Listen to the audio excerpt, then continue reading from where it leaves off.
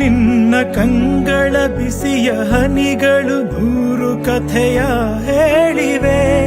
ನಿನ್ನ ಪ್ರೇಮದ ನುಡಿಯ ಕೇಳಿ 100 ನೆನಪು ಮೂಡಿವೆ.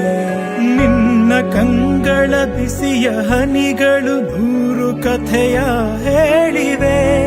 ನಿನ್ನ ಪ್ರೇಮದ ನುಡಿಯ ಕೇಳಿ 100 ನೆನಪು ಮೂಡಿವೆ.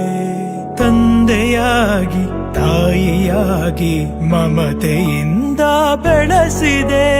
ಬಿಸಿಲು ಮಳೆಗೆ ನರಳದಂತೆ ನಿನ್ನ ನೆರಳಲಿ ಸಲಹಿದೆ.